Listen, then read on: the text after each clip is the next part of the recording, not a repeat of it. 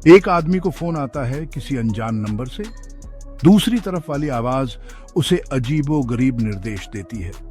जब वह वापस कॉल करने की कोशिश करता है तो नंबर ही नहीं मिलता। जितना ज्यादा वह खोजबीन करता है उसे एहसास होता है कि उसने कभी कॉल उठाई ही नहीं। ऐसा लगता है मानो कॉल हवा में गायब हो गई हो, कोई निशान नहीं, कोई रिकॉर्ड नहीं और कोई स्पष्टीकरण नहीं। वह आदमी अब पूरी तरह से परेशान हो चुका है, अपनी ही समझ पर सवाल उठाने लगता है। क्या यह उसकी कल्पना मात्र थी या कुछ और भयानक खेल चल रहा था? तुम्हारे पास 24 घंटे हैं सच्चाई जानने के लिए। संदेश स्पष्ट था, फिर भी रहस्यमय। इसके पीछे कौन था और उसे ही क्यों चुना गया? वह आदमी जानता था कि उसे जल्दी से जल्दी कुछ करना होगा। समय निकलता जा रहा था और हर पल उसे एक अज्ञात भाग्य के करीब ला रहा था। यह नंबर सेवा में नहीं है। ये शब्द उसके दिमाग में गूंजते रहे, उस पहेली की याद दिलाते रहे जिसमें वह फंस गया था। उसने कॉल को ट्रेस करने की कोशिश की, लेकिन हर सुराग एक बंद गली में जाकर खत्म हो गया।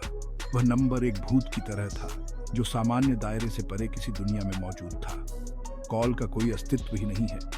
फिर भी वह इस एहसास को भुला नहीं पा रहा था कि यह सच था।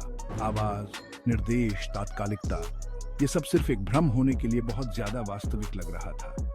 उसने और गहराई से जानने का फैसला किया, इस उम्मीद में कि उसे कोई ऐसा सुराग मिलेगा जो इस अकैओस को समझने में उसकी मदद कर सके। कॉल एक ऐसे फोन पर आई थी जो बंद था। इस खुलासे ने उसे हिलाकर रख दिया। एक ऐसे डिवाइस पर कॉल कैसे आ सकती है जो चालू ही ना हो? ये सारे तर्क और कारणों को चुनौती देता था। उसे शक होने लगा कि उसका सामना अपनी समझ से परे ताकतों से हो रहा है। एक रहस्यमयी शख्स उसका पीछा कर रहा है। वह जहां भी जाता उसे लगता था कि कोई उसे देख रहा है। उसकी नजरों के कोने में एक परछाई हमेशा मंडराती रहती थी, जो हमेशा उसकी नजरों से ओझल रहती थी। क्या यह कोई इंसान था या कुछ और? उसका डर और भ्रम बढ़ता गया, जिससे उसका शक और भी गहरा होता गया। उसे फिर से फोन आता है, इस बार उसके अपने नंबर से। यह सदमा बहुत बड़ा था। उसका अपना नंबर उसे कैसे कॉल कर सकता है? उसने कांपते हाथों से जवाब दिया। दूसरी तरफ की आवाज अजीब तरह से जानी पहचानी थी, फिर भी विकृत थी, मानो किसी दूसरी ही दुनिया से आ रही हो। तुम खुद को ढूंढ रहे हो। शब्द रहस्यमय थे, फिर भी उन्होंने उसे अंदर तक झकझोर कर रख दिया। इसका क्या मतलब था?